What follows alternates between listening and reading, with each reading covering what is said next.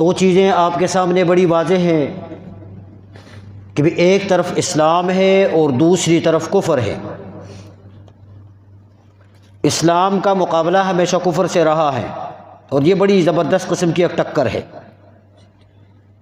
کفر یہودیت کی شکل میں ہو، نصرانیت کی شکل میں ہو، مجوسیت کی شکل میں ہو، بدھ مذہب کی شکل میں ہو، ہندو مذہب کی شکل میں ہو، الحاد اور لادینیت کے لبادے میں ہو، وہ کفر چاہے مشرق کا ہو، مغرب کا ہو، شمال کا ہو، جنوب کا ہو، کہیں کا بھی کفر ہو، صورتیں ان کی مختلف نظر آئے گی لیکن ملت سارا کا سارا کفر ایک ہے، ایک ہی ملت ہے۔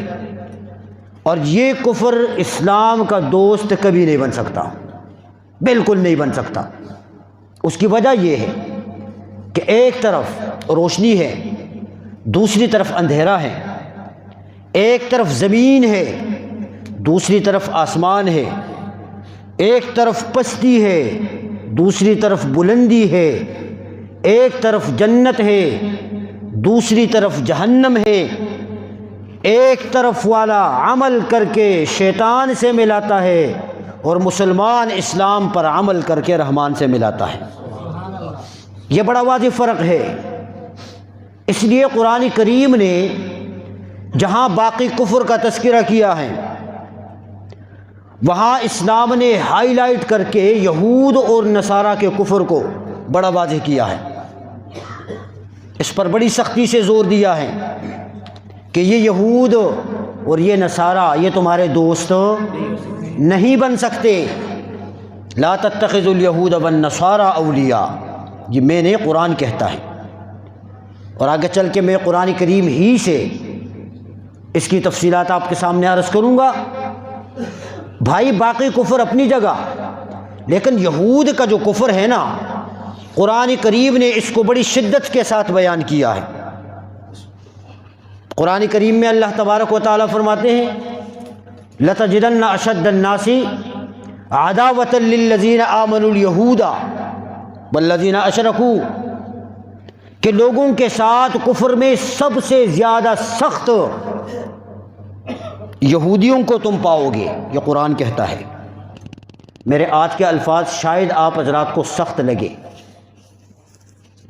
ہاں کڑوے بھی ہوں گے، سخت بھی ہوں گے، لیکن جب انشاءاللہ آپ انصاف کی نظر سے دیکھیں گے نا قرآن کریم کی ان آیات کو، تو آپ یہ اعتراف کرنے پر مجبور ہو جائیں گے کہ یقیناً ہم شعوری اور لا شعوری طور پر یہود کے نقش قدم اور ان کے طور طریقوں پر چل رہے ہیں۔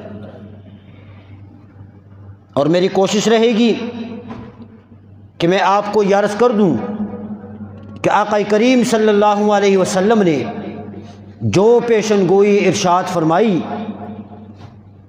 وہ لفظ بلفظ بالکل ٹھیک ہے۔ پیغمبر پاک صلی اللہ علیہ وسلم نے اپنی امت کو آگاہ کرتے ہوئے، خبردار کرتے ہوئے ارشاد فرمایا تھا کہ ایک وقت آئے گا کہ تم یہود کے طور طریقوں پر چلو گے، ان کے نقش قدم پر چلو گے۔ آج میں بھی اپنی آنکھوں سے دیکھ رہا ہوں، آپ بھی اپنی آنکھوں سے دیکھ رہے ہیں، اور سارا مسلمان دیکھ رہا ہے کہ ہم یہود اور نصارہ کے طریقوں کو اپنائے ہوئے ہیں، اور صرف اپنائے نہیں، اس پر چلنا، اس پر عمل کرنا، اس پر اپنی لائف کو گزارنا، اس کو ہم فخر سمجھتے ہیں، فخر سمجھتے ہیں۔ اور اگر کوئی آدمی سمجھانے کی کوشش کرے، بڑے سخت الفاظ سننے کو مل جاتے ہیں کہ مولوی نے بڑی سختی کر رکھی ہے، اس کی زبان بڑی تلخ ہے، رعایت نہیں کرتا۔ ارے بھائی، تمہاری معاشرتی اقدار اپنی جگہ پہ، تمہارا رہن سہن اپنی جگہ پہ، تمہاری مروت اخوت اپنی جگہ پہ، لیکن جو حکم تمہیں قرآن نے دیا ہے اس حکم پر عمل کر کے زندگی گزارو، اس میں تمہاری کامیابی ہے۔ یہودیوں سے زیادہ خیر خواہ ہم مسلمانوں کے لیے اللہ کی ذات ہے، پیغمبر پاک کی ذات ہے۔ اللہ نے جو ہمیں بتایا ہے، پیغمبر پاک نے جو ہمیں سمجھایا ہے، اس میں ہماری معاشرتی فائدہ بھی ہے، دنیاوی فائدہ بھی ہے، اور آخرت کا بھی اس میں فائدہ ہے۔ یہ چیزیں چھوڑ دو، اس سے باہر نکلو کہ معاشرہ کٹ جائے گا، جناب ناراض ہو جائے گا، 100 دفعہ ہو جائے، ہمیں ان کی رضامندی اور ناراضگی سے کیا ہے؟ جو شخص اپنی تعلیمات سے محمد مصطفیٰ کے دل کو دکھا کر ناراض کرے، تم کس زبان سے اسے راضی کرنے پر تلے ہوئے ہو؟ تم اس کی عزت کیوں کرتے ہو؟ اس کی قدر تم کیوں کرتے ہو جو تمہاری شریعت کو مسخ کر کے رکھ دے؟ اس لیے میں عرض کر رہا ہوں کہ قرآن کریم نے جس انداز سے باقی کفر کو ذکر کیا ہے، یہود اور نصارہ سے زیادہ سخت کفر قرآن نے اور کسی کا ذکر نہیں کیا۔ اللہ کو پتہ تھا سب، اسی لیے اللہ نے فرمایا اے ایمان والو لا تتخذوا الیہود والنصارى اولیاء، یہود کو دوست بولو یار، نصارہ کو دوست نہ بناؤ۔ وجہ کیا ہے؟ لتجدن اشد الناس عداوۃ للذین آمنوا الیہود والذین اشرکوا، ایمان والوں کے لیے تم یہودیوں کو سب سے زیادہ سخت دشمن پاؤ گے، یہ قرآن کہتا ہے۔ اب یہودیوں کے اندر 2 قسم کے طبقے رہے ہیں، آج کل بھی چل رہے ہیں۔ اس زمانے میں ایک طبقہ ان کے رہنماؤں کا تھا، ان کے علماء کا تھا، ان کے پیروں کا تھا، اور ایک طبقہ معاشرتی طور پر عوام الناس کا تھا۔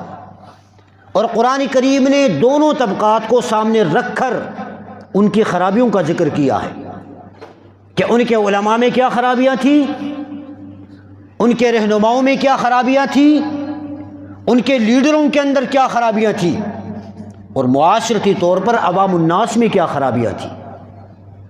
یہ میں آج اس لیے عرض کر رہا ہوں کہ آج ہم نے اپنے معاشرے کو دیکھنا ہے۔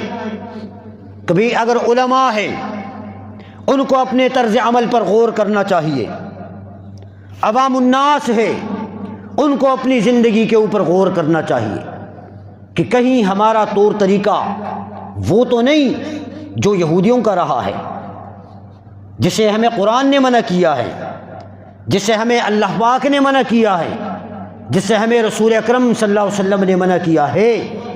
آج اس چیز کی ضرورت ہے۔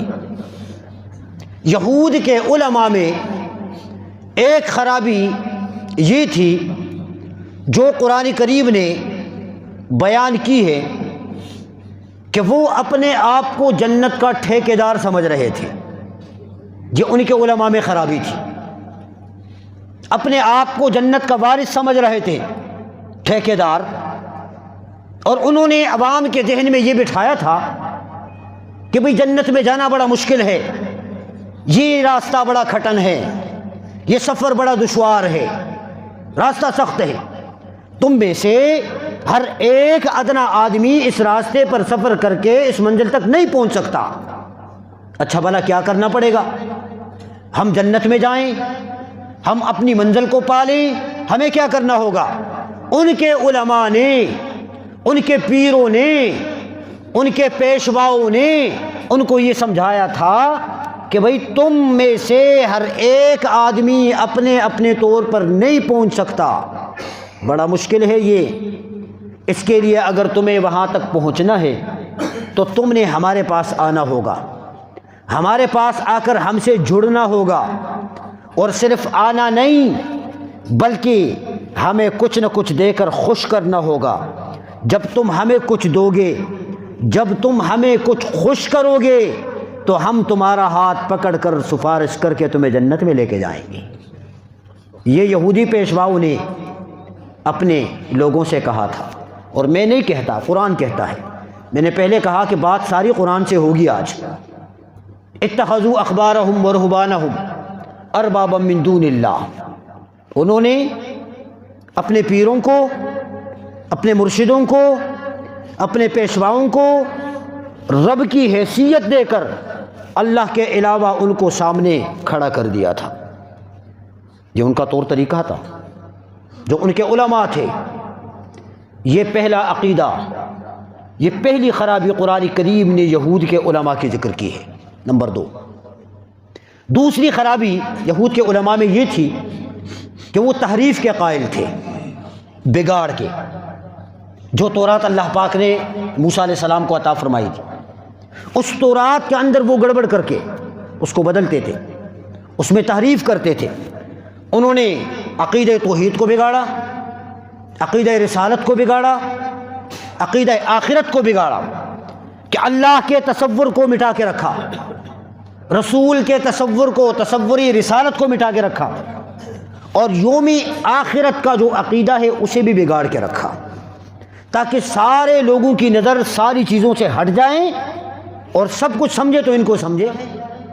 افتطمعون ان یؤمنوا لکم وقد کان فریق منهم یسمعون کلام اللہ ثم یحرفونہ من بعد ما عقلوہ وہم یعلمون، کہ تم یہ امید رکھتے ہو کہ وہ ایمان لے کر آئیں گے، مسلمان ہو جائیں گے، وہ اپنے دین طور طریقے مذہب کو چھوڑ کر اسلام کو قبول کر لیں گے۔ وقد کان فریق منهم، ان میں سے ایک جماعت ایسی تھی، یسمعون کلام اللہ، جو اللہ کے کلام کو سنتی تھی، ثم یحرفونہ من بعد ما عقلوہ، بات ان کی عقل میں آ جاتی، سمجھ جاتے وہ، تو اس کے بعد اس میں تحریف کرتے تھے کہ بھئی جو کچھ اللہ کے لیے ہو رہا ہے، یہ اگر سارا کچھ ہم صحیح طریقے سے ان کو بتا دیں، ان کو بیان کر کے رکھ دیں، دین تو واضح ہو جائے گا، راستہ تو صاف ہو جائے گا، یہ تو پھر ہمارے دامن کو چھوڑ دیں گے، پھر ہمیں گھاس بھی نہیں ڈالیں گے، پھر تو الگ ہو جائیں گے۔ اس لیے تو وہ صحیح طریقے سے بات کر کے بتاتے بھی نہیں تھے، تو تحریف کر کے رکھ دیتے تھے، اس میں کسی حلال کو حرام کر دیتے، کسی حرام کو حلال قرار دیتے، جائز کو ناجائز کر دیتے، ناجائز کو جائز کر دیتے اپنی منشا کے لیے۔ یہ یہود کے علماء کی دوسری خرابی تھی۔ تیسری خرابی جو قرآن کریم نے ان کی بیان کی ہے، وہ اس میں فرقہ واریت تھی، جماعتوں میں تقسیم ہوئے، بٹ گئے، یہ چیز ان میں تھی۔ اسی لیے تو پیغمبر پاک صلی اللہ علیہ وسلم نے فرمایا کہ بھائی 72 جماعتوں میں تقسیم ہوں گے، 72، اور قرب قیامت فرقے کتنے بنیں گے؟ 73 فرقے بنیں گے، ان میں سے 72 فرقے جہنمی ہیں اور ایک فرقہ جنتی ہے، 72 ناری ہے، ایک ناجی ہے۔ اب بھلا کون سا طبقہ ہے کہ جو نجات والا ہے؟ آج ہم بھی تقسیم ہوئے ہیں نا بہت سارے شعبوں میں، اور ہم میں سے ہر ایک کہتا ہے کہ میں جنت میں جاؤں گا، یہ دوسرا جہنم میں جائے گا، میں مسلمان ہوں، یہ دوسرا کافر ہے۔ کچھ بولو یار، سردی ہے مانتا ہوں، لیکن کچھ نہ کچھ زبان سے بولو۔ اندر نہیں، یہ ہیٹر لگے ہوئے ہیں، سارا گرم ہے ماشاءاللہ ماحول۔ آج ہم میں سے ہر ایک آدمی اپنے آپ کو صحیح کہتا ہے، دوسرے کو غلط کہتا ہے، میں جنت جاؤں گا، دوسرا جہنم جائے گا۔ فتووں کے بازار میں بیٹھے ہوئے ہیں، جیب سے نکال کے تھوک کے حساب سے فتوے مار رہے ہیں، کافر بنا رہے ہیں۔ ہاں، جو کافر ہیں ان کے کفر کو بتانا چاہیے، ان کو واضح کرنا چاہیے، لیکن پیغمبر نے فرمایا کہ ایک طبقہ جنتی ہوگا، باقی جہنمی ہوں گے۔ اب میں آپ کو بتاتا چلوں وہ جنتی طبقہ کون سا ہے۔ 2 لفظوں میں پیغمبر نے فرمایا، بڑا آسان کر کے سمجھ لو، فرمایا ما انا علیہ واصحابی، بس بات ختم۔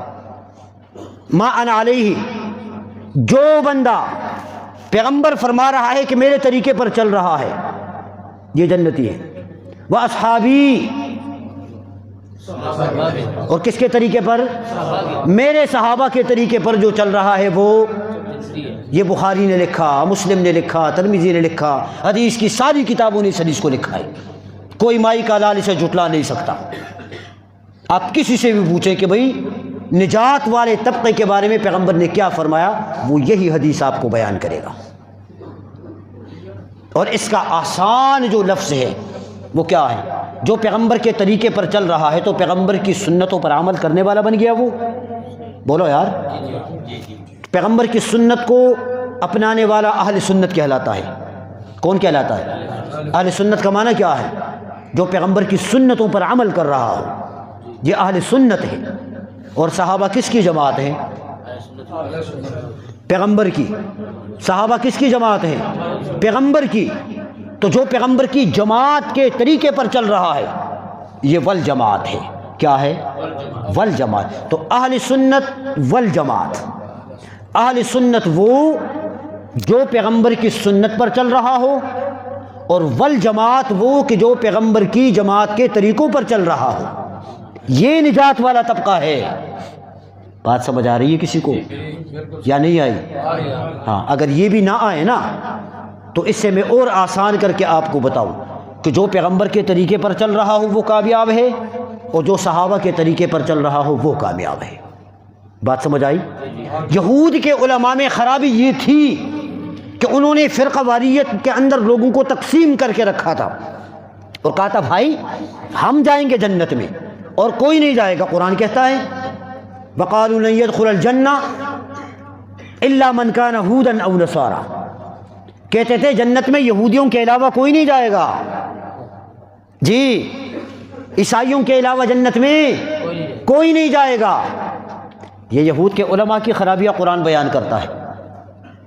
اسی طریقہ سے قرآن کریم نے، اللہ اکبر، ایک خرابی یہود کے علماء کی یہ بیان کی ہے کہ وہ منکرات کو ترک کرتے تھے، یعنی جو بھی برائی دیکھتے تھے نا اس پر خاموش رہ جاتے، ان کی زبان گنگ ہو جاتی، اس میں سکت اور طاقت نہ تھی کہ وہ یہ کہہ دے کہ بھائی یہ کام نہ کرو۔ معاشرتی برائیوں سے سمجھوتا کر کے بیٹھے ہوئے تھے، کسی کو کچھ نہیں کہتے تھے۔ آپ سمجھ رہے ہیں؟ بابا کوئی چودھری، کوئی وڈیرا، کوئی خان، ملک، نواب، اے ٹو زیڈ، کوئی بھی برائی کرے، مولوی صاحب کی زبان میں سکت نہ تھی، وہ کہتے ہیں کہ حضرت یہ گناہ ہے نہ کرو، خاموشی ہو جاتی تھی، اس لیے کہ جیب ان کی بھر جاتی تھی، ان کے پیٹ کا جہنم بھر جاتی، کھانے پینے کو ان کو مل جاتا سب۔ تو مولوی کو تو یہی چاہیے تھا اس وقت کہ بھئی ان کا گزارا چلتا رہے، باقی جو چاہے کرے کرے۔ یہود کی بات کر رہا ہوں، ان کے علماء وہ یہ تھے، وہ کچھ کہتے نہیں تھے، منکرات کو بالکل ترک کر کے رکھا ہوا تھا انہوں نے۔ یہ ان کے علماء، ان کے پیشوا، ان کے روحانی جو بڑے تھے، قرآن نے ان کی خرابیوں کو ذکر کیا ہے۔ یہ باتیں آپ کو سمجھ آ گئی؟ عقیدے کو بگاڑ کے رکھا، تحریف کے قائل ہوئے، رسالت کو بگاڑ کے رکھا، اس میں تحریف کے قائل ہوئے، آخرت میں تحریف کے قائل ہوئے، فرقہ واریت میں بٹ گئے، منکرات کو ترک کیا۔ یہ ساری کی ساری چیزیں یہود کے پیشواؤں کے اندر موجود تھی۔ مجھے آج کل کے معاشرے پر بھی آنا ہے۔ میں آج علماء حق کی بات نہیں کرتا، علماء سو کی بات کرتا ہوں، لیکن یہاں ایک حقیقت کو میں واضح کر کے عرض کرتا چلوں۔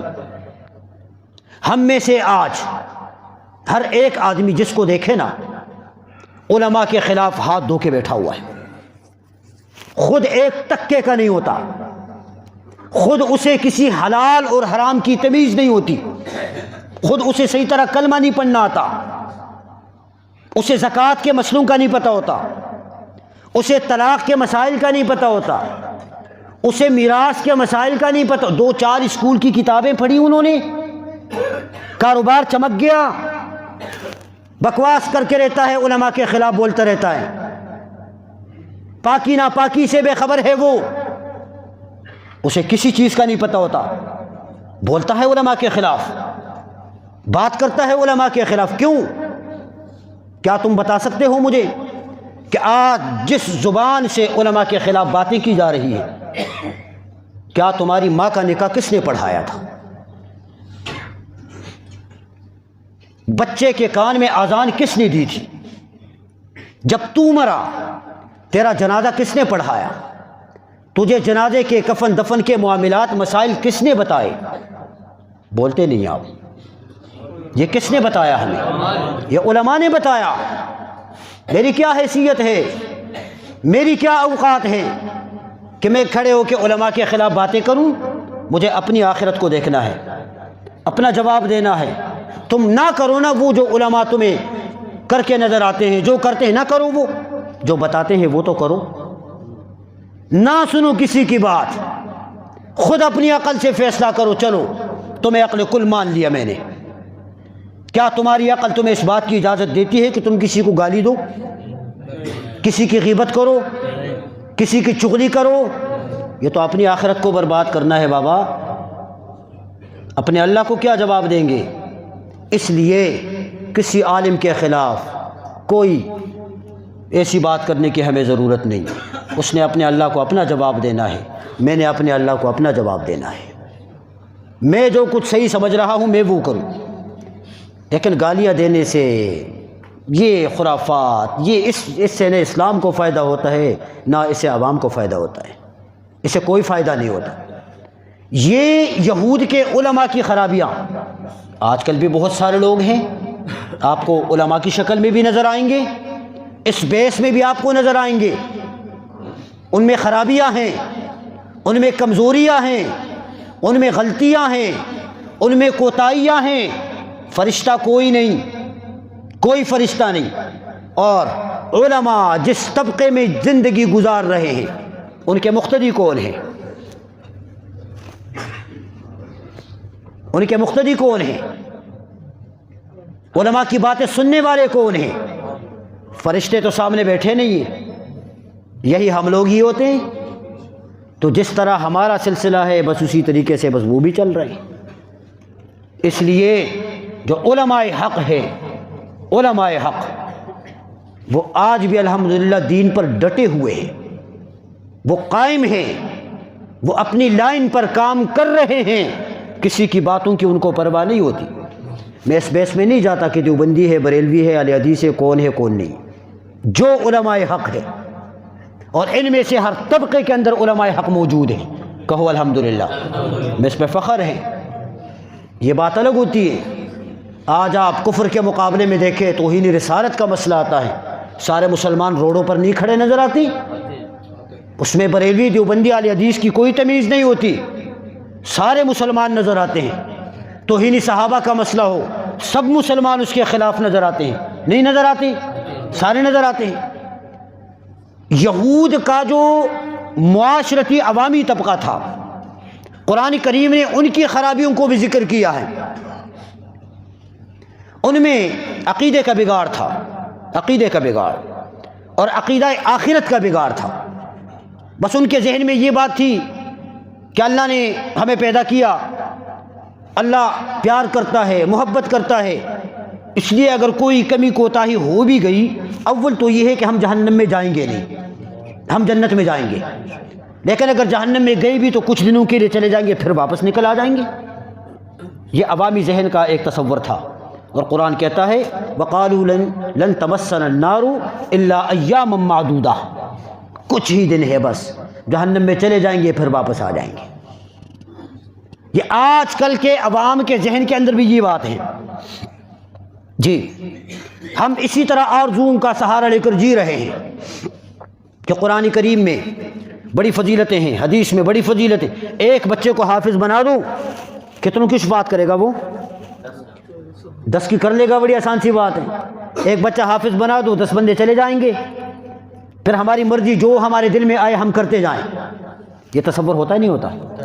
بولو یار، اچھا کچھ بھی کر لو، کیا ہے، کچھ دن جائیں گے جہنم میں پھر واپس آ جائیں گے۔ مسلمان جو ہے، کلمہ جو پڑھا ہے ہم نے، جنت میں چلے جائیں گے ہم، یہ آرزو لے کے بیٹھے ہوتے نہیں ہوتے؟ جی یہ ان کا تصور ہے کہ بھی کچھ دن جہنم میں گزار لیں گے، اس کے بعد پھر واپس آ جائیں گے۔ لیکن بھلا ان احمقوں کو کیا پتا کہ جہنم کی آگ کوئی کھیل تو نہیں ہے۔ اللہ ہم سب کی حفاظت فرمائے، اللہ تمام مسلمانوں کی حفاظت فرمائے۔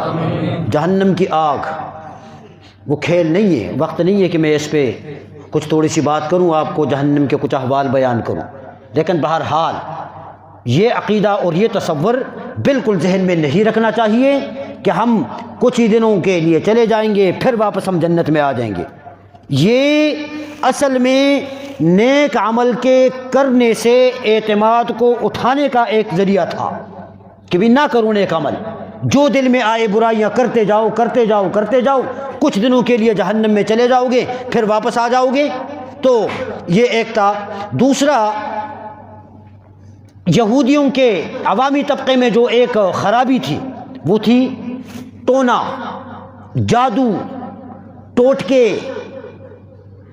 یہ وہاں کا تصور تھا کہ جو اپنے کاموں کو بنانے کے لیے، جوڑنے کے لیے تعویذات کا سہارا لیا، ٹونے کا سہارا لیا، ٹوٹکے کا سہارا لیا کہ بھئی جو کچھ ہے وہ یہی ہے۔ اسی لیے تو ان کا تصور تھا کہ حضرت سلیمان علیہ السلام کا جو اقتدار تھا وہ اسی ٹوٹکوں کا مرہون منت تھا۔ یہ یہودیوں کا کنسیپٹ ہے، جبکہ مسلمان آج کل بھی عوام کے اندر یہ چیز عام ہے کہ بھئی جو ہے تعویذ سے ہو جائے گا، کسی پیر کے پاس چلے جاؤ، کسی فقیر کے پاس چلے جاؤ، بھلے وہ پیر اور فقیر جسم سے ننگا ہی کیوں نہ ہو، ننگا ہی کیوں نہ ہو، وہ خلافی شریعت کاموں کے اندر مبتلا کیوں نہ ہو، سب جانتے ہیں آپ لوگ۔ بھئی جو کچھ ہے پیر فقیر تعویذ کر دے گا، دم کر دے گا، بتا دے گا، جوڑ توڑ کر کے کام سارے بن جائیں گے۔ یاد رکھو یہ ساری چیزیں اسباب کے درجے میں ہیں، تاثیر کس کے ہاتھ میں ہے؟ اللہ کے ہاتھ میں ہے۔ اگر اللہ کی طرف سے مقرر نہیں ہے، آپ یہاں سے لے کے 7 بر اعظموں کے پیروں کو فقیروں کو چھان کے رکھے، خدا کی قسم کچھ بھی نہیں ہوگا، کچھ بھی نہیں ہوگا۔ ایمان عقیدہ اس بات پر رکھنا چاہیے کہ جو کچھ کرنے والا ہے وہ اللہ ہی کرنے والا ہے، ان چیزوں کے اندر کچھ نہیں۔ آج بھی ہمارے ہاں طبقے کے اندر اس طریقے سے ایک جو ہے وہ سسٹم اور رواج جو ہے وہ چل پڑا ہے۔ اسی طریقہ سے مالی معاملات کے اندر بھی یہودی گڑبڑ کرتے تھے۔ گڑبڑ یہ آج کل انتہائی معذرت کے ساتھ بڑا لفظ عام ہے کہ بھئی ملک کے اندر کرپشن کا نظام ہے، پہلے بھی حکمرانوں نے کی ہے اور آج بھی کر رہے ہیں، یہ ایک دوسرے کے اوپر اسی طریقے سے باتیں چلتی ہیں۔ کرپشن، یہ یہودی مالی معاملات کے اندر گڑبڑ کرتے تھے۔ ہاں، اور اس کی وجہ کیا تھی قرآن کریم نے بیان کی ہے، وہ وجہ وَمِنْ أَهْلِ الْكِتَابِ مَنْ إِنْ تَأْمَنْهُ بِقِنْطَارٍ يُؤَدِّهِ إِلَيْكَ وَمِنْهُمْ مَنْ إِنْ تَأْمَنْهُ بِدِينَارٍ لَا يُؤَدِّهِ إِلَيْكَ إِلَّا مَا دُمْتَ عَلَيْهِ قَائِمًا۔ اور وجہ کیا ہے؟ ذَلِكَ بِأَنَّهُمْ قَالُوا لَيْسَ عَلَيْنَا فِي الْأُمِّيِّينَ سَبِيلٌ۔ یہودیوں کو جب کوئی آدمی درہم دیتا تھا نا امانت کے طور پہ، تو بعض تو ان میں ایسے تھے کہ وہ اسی طریقے سے واپس کر کے دے دیتے تھے، یعنی امانت میں وہ خیانت نہیں کرتے تھے۔ بعض ان میں سے ایسے تھے کہ ان کے پاس آپ نے کوئی چیز رکھ دی، ان کو آپ نے کوئی چیز دے دی، اور جب واپس لینے کا وقت آتا لا یؤدیہ الیک، وہ چیز واپس نہیں کرتے تھے۔ اور کہتے کیا تھے؟ کہتے یہ تھے کہ بھئی یہ جو اہلی کتاب کے علاوہ ہے نا، جو غیر یہودی ہیں، ان کا جتنا مال ہے وہ سارا کا سارا مال کھانا، وہ سارا مال ہڑپ کرنا، وہ سارا مال ضبط کرنا، یہ ہمارا حق ہے، یہ ہمارا حق ہے۔ یہ کون کہتے تھے؟ یہودی کہتے تھے۔ تو یہ مالی طور پر معاملات کے اندر گڑبڑ، یہ سسٹم وہاں سے چلا ہے۔ اور آج کل کے آپ اپنے معاشرے کو دیکھیں، ناراض نہیں ہونا، آج کل آپ اپنے معاشرے کو دیکھیں، جو بھی حکمران آتا ہے اس ملک کی تاریخ میں، بدقسمتی آپ سمجھ لیں، جو بھی آتا ہے قومی خزانے کو اپنے باپ کی جاگیر سمجھ کے بیٹھ جاتا ہے۔ غریب کا حق دبانا، غریب کا حق کھانا، غریب کو ظلم کی چکی میں پیس کر اس کی کمر دیوار سے لگانا، غریب کے منہ سے نوالا چھیننا، یہ سارا کچھ ہوتا ہی نہیں ہوتا؟ بولو یار، یہ سارا کچھ ہوتا ہے نا؟ ہاں، ہر جگہ کرپشن ہے۔ کیا چیز؟ یہی چیز تو کرپشن ہے۔ مال ہمارا، یہ قومی خزانہ کس کا ہے؟ یہ حکمران اپنے باپ کی جاگیر لا کے نہیں ڈالتا، یہ اپنی وراثت ڈال کے نہیں لا کے ڈالتا۔ یہ قومی خزانہ کس کا ہوتا ہے؟ یہ عوام کا ہوتا ہے، یہ پیسے عوام کے ہوتے ہیں، یہ ہاتھ پیروں کی کمائی مزدوری محنت عوام کی ہوتی ہے، اسی سے پیسہ سرکل میں گھوم کر اوپر جاتا ہے اور یہ لوگ اوپر بیٹھ کے مزے کر رہے ہوتے ہیں، ادھر پسینہ بیچارے غریب لوگوں کا نکل جاتا ہے۔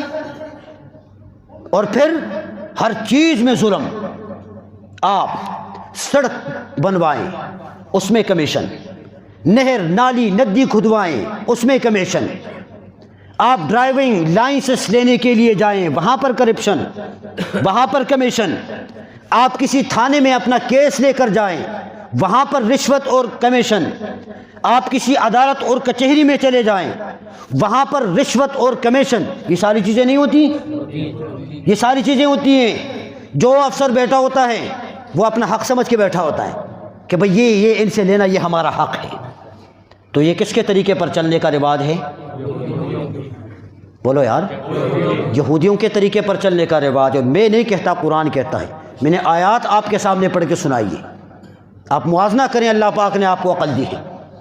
آج مسلمان کتنا خوش ہے، ایک طرف کہ ہمارے دل میں ایمان ہے، کہو الحمدللہ، ہم سب مسلمان ہیں اور اللہ اسی اسلام اور ایمان پر ہمیں ثابت قدم رکھ کر موت عطا فرما دے۔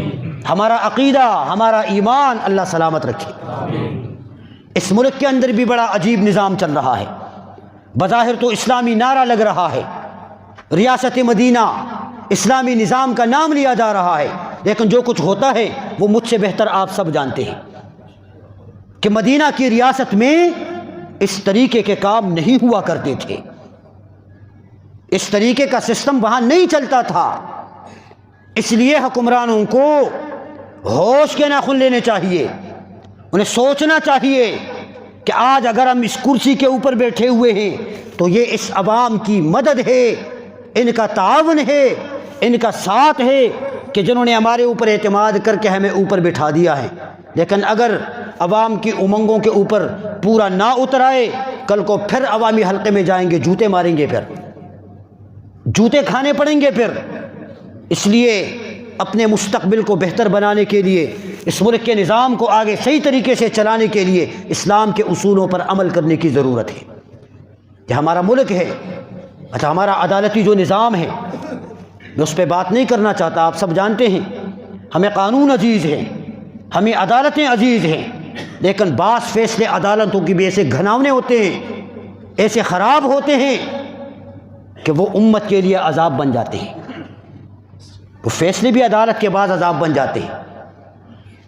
کسی کے اوپر اٹیک کیے بغیر اگر کوئی ایک آدمی جج ہے نا، اس کو اللہ پاک نے ایک منصب پہ بٹھایا ہے، اسے چاہیے کہ وہ قرآن اور حدیث کے انصاف کا ترازو لے اور ترازو لے کر اس کے مطابق فیصلہ کرے۔ فیصلے کرنے چاہیے، اس طرح نہیں کرنے چاہیے۔ بولو یار، ہمیں افسوس ہوتا ہے کہ یہ مسلمانوں کا ملک ہے،